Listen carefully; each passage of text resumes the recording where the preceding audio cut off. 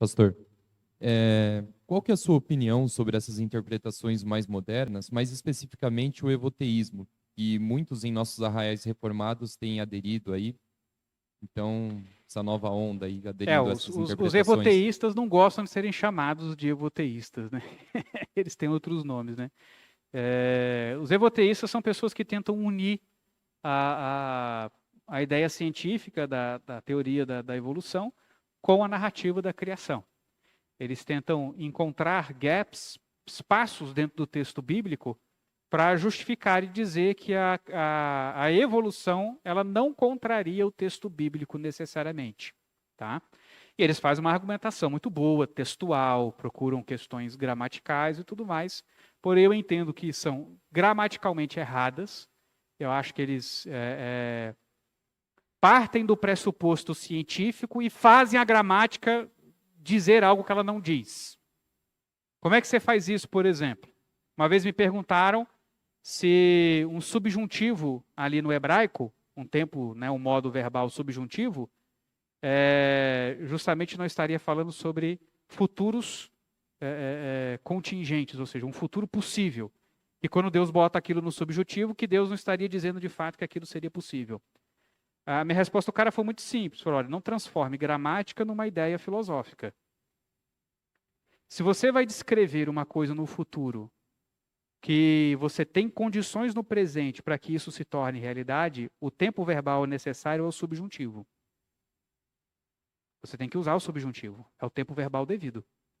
Mas o subjuntivo não quer dizer que Deus esteja admitindo que aquilo ali poderia acontecer dentro da história que ele determinou. Então você não pode pular da gramática para uma ideia filosófica, para uma ideia teológica.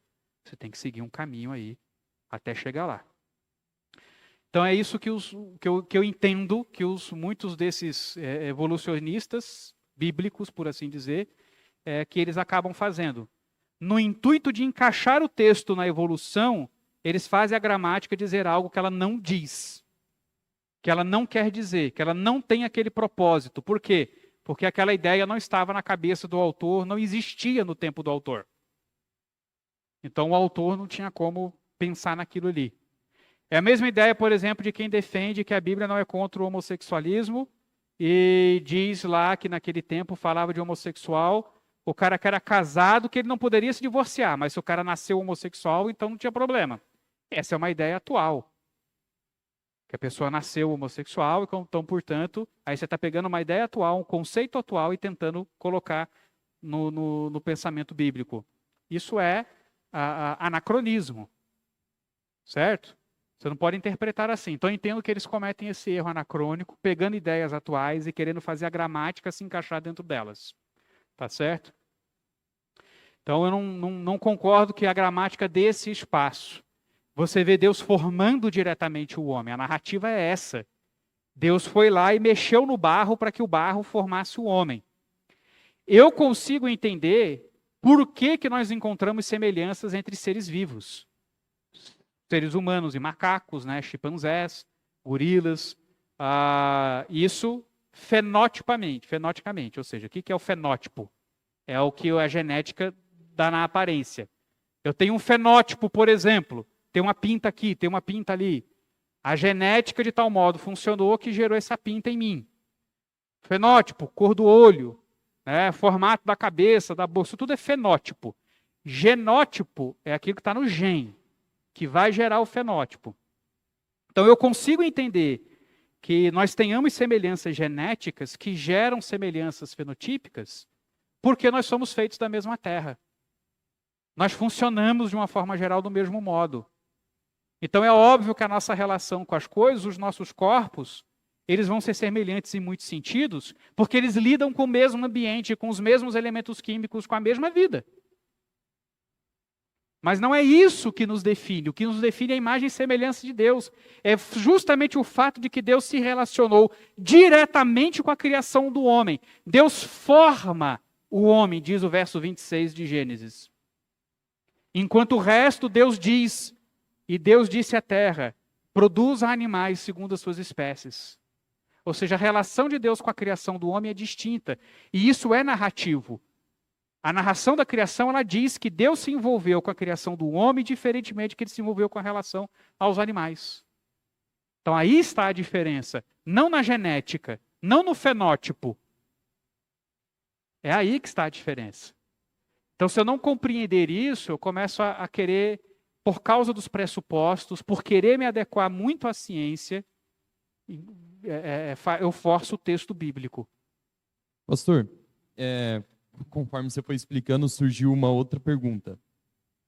Eu tenho amigos, né, que defendem isso, são irmãos em Cristo, que eu gosto bastante. E, geralmente, pelo que eu percebo, surge esse sentimento, né, de adotar um evoteísmo, uma interpretação assim que se encaixe mais com esses conhecimentos que nós temos moderno científico por causa da vida acadêmica na faculdade. Lá eles enfrentam argumentos de professores que tentam literalmente assassinar aquilo que eles aprenderam desde crianças aqui nas aulas de EBD, na igreja, aquilo que veio sendo ensinado pela igreja desde quando eles eram crianças. Então, como nós devemos reagir a esses ataques, né? Já que, como diz lá o apologista William Lane Craig, ele fala que a igreja falha, né, em preparar os jovens para as universidades, porque quando eles chegam lá, eles saem ateus.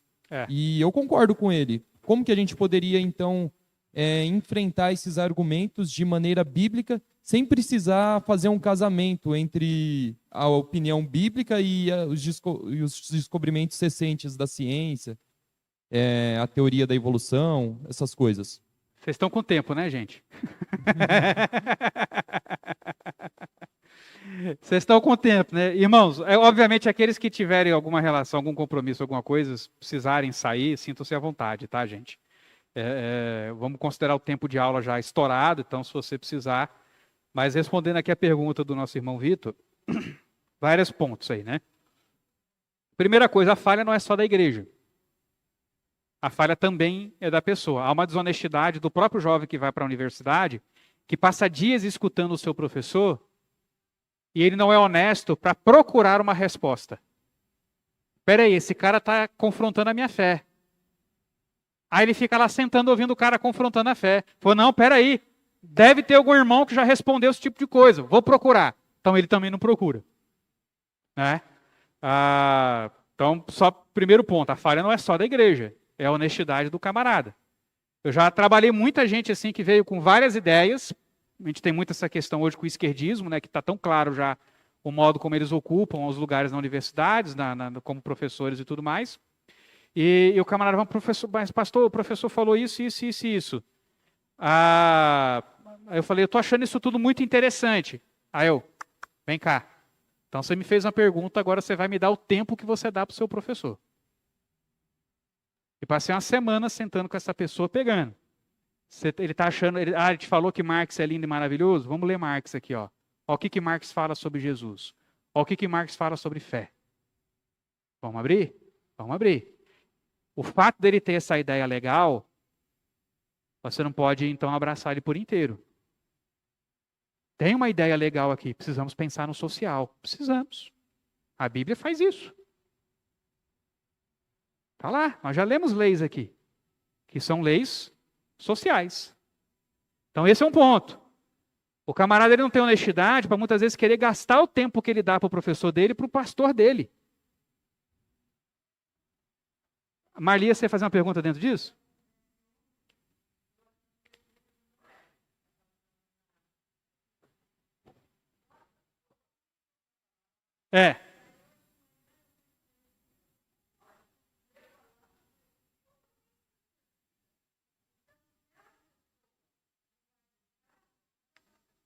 Que é aquilo ali. Exatamente. Se você viu, por exemplo, a novela lá do rei Davi que passou na Record, a culpa do adultério de Davi foi de Batseba, que ficava tentando Davi. Vai ver a encenação que eles fizeram. Batseba que ficou atrás de Davi lá. Ai, cadê o rei Davi? Cadê? Aí ficava se exibindo para Davi. Eles fizeram essa encenação lá na novela. Dá uma distorcida, por quê? Para criar novela. Aí o cara assiste e acha, então é isso, o cara procura fontes ruins. Você precisa procurar fontes boas. Às vezes o seu pastor ele não é preparado. Procura quem é. É puramente. É audiência. Filme, novela é para ter audiência. Você quer vender. Tá? Segundo aspecto aí, eu preciso entender que a educação, ela é dominada. Tá? Não existe isenção em lugar nenhum. Isso não existe. Nós estamos aqui, nós somos plurais, nós somos cabeça aberta. Isso não existe, gente. Ignora esse tipo de declaração. Aqui na igreja, por exemplo, nós não somos cabeça aberta. Se vier aqui pregar um bandismo, nós não vamos aceitar. Se vier aqui pregar ateísmo, nós não vamos aceitar, vamos te pôr para fora. Aqui se prega calvinismo, o entendimento bíblico calvinista, aliancista, pactual, conforme a confissão de fé de Westminster. Nós somos fechados quanto a isso. A gente não aceita outro tipo de coisa aqui dentro. Nós não somos isentos. Nós somos totalmente inclinados ao que a confissão de fé diz e ponto final. Ponto final. Então, a gente tem que perder essa ideia de que vai haver um debate na escola, de que o professor... Tem professor que pode ser muito aberto. Eu já conheci professores que gostavam do debate e respeitavam a opinião de aluno, e colocava ideia, e colocava outra, e ficava um negócio legal. Eu tive isso no Colégio Objetivo em Brasília. Os professores gostavam, tinha uns professores assim. Tinha outros que não, velho. Cala a boca, eu estou falando. E acabou. Isso é muito. Quando você chega na universidade, a Universidade Presbiteriana Mackenzie, a aluna é botada para fora de sala de aula por defender a fé cristã. Tá? Eu sei de várias histórias de professor falando mal da igreja, da Bíblia, da teologia cristã, do próprio Mackenzie, e um aluno se levantar para defender, o professor botar para fora de sala. E o cara está numa universidade presbiteriana. Tá? Então, não se prepare achando que você vai debater com esse professor. Não seja inocente. Quando houver um ambiente de debates, ou seja, que nem a escola, nem a igreja, nem nada, você vai ter liberdade de falar. Mas na universidade, saiba, o professor não vai te dar ouvidos. E segundo, por ser um ambiente totalmente inclinado já para uma ideia, você vai ter que responder a ideia dele. Você quer ter o seu diploma? Você vai ter que dizer lá que o homem veio de uma árvore lá, que no momento era um primata para um lado, foi um primata para o outro e tudo mais. É a origem das espécies. Aliás, evolução é sobre a origem das espécies, não é sobre a origem da vida. A origem da vida é outra coisa. É outra teoria. Tá? Mas você vai ter que responder. Conforme o cara quer ver. Por que ali? Porque ali se fundamentou. Se a ciência fosse tão aberta, o cara questionava as duas coisas. Quais são as bases científicas, os argumentos científicos da evolução? Quais são os argumentos científicos do design inteligente? Porque tem. Não, mas isso não é ciência. Percebeu como é tendencioso? Quem debate, quem abraça uma teoria dentro da ciência, lembra, teoria, queridos, é algo comprovado dentro da ciência. Que às vezes você vê a pessoa dizendo, isso é só uma teoria. Para a ciência isso é tudo. O que você muitas vezes está chamando de teoria e achando que é fraco, na ciência se chama hipótese. Eu tenho uma hipótese científica, ou seja, é algo que ainda carece de comprovação. Teoria é algo que já foi comprovado em certo nível e você já criou toda uma cadeia de entendimento, de conhecimento, de tudo mais, relacionando as coisas àquela ideia. Tá? Já tem um nível de comprovação. Tá certo? Então, você tem isso na evolução. Claro que tem. Lógico que você tem elementos que apontam para a evolução. Isso é óbvio. A questão que se faz é se eles foram corretamente interpretados, se o evolucionista ele é totalmente honesto, que esse é o ponto da ciência, e é aí que a gente tem que se ligar. Justamente porque não existe isenção, muita gente vai fazer pesquisa já pré-condicionado a eliminar uma certa coisa e a abraçar outras coisas. Então, se isso aqui tem a tendência de descomprovar o que eu penso, eu jogo fora. Aí eu fico com aquilo que comprova. E não lido com o que descomprova. É igual o cara que não lida com o texto bíblico que mata a doutrina dele. Ele abraça um texto. Ah, tá vendo? Eu tenho essa doutrina. Não, mas você tem esse texto aqui que fala isso. Não, esse texto aí deixa pra lá. É mais ou menos essa ideia. Você achar que um cientista, ele é um poço de honestidade, gente, ele é um ser humano, ele tem conta para pagar. Ele tem filho pequeno, ele tem dívida. Esse camarada, às vezes, conseguiu uma linha de financiamento para a pesquisa dele, passar 2 anos em pesquisa.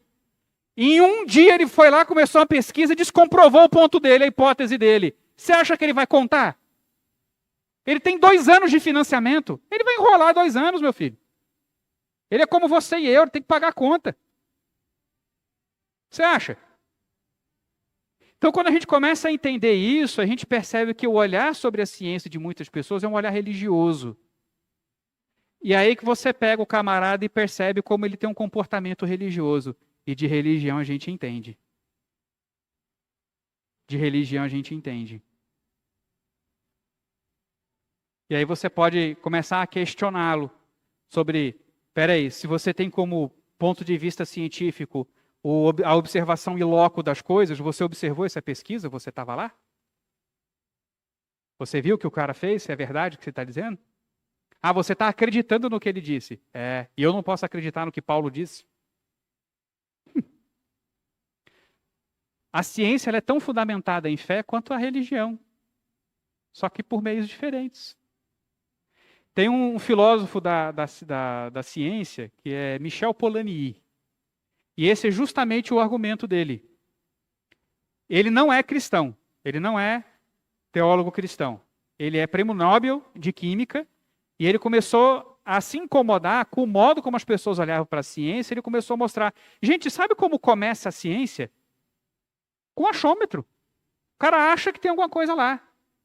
Ele não tem método, ele não tem uma lei científica, ele não tem nada que diz para ele como que ele vai comprovar aquilo ali. Ele começa a desenvolver aquilo ali, a estudar, dar com os burros na água, vai aqui, vai lá, e ele começa a desenvolver, até comprovar ou descomprovar a ideia dele inicial. Ou seja, essa ciência tão racionalista começou com acho, com algo irracional.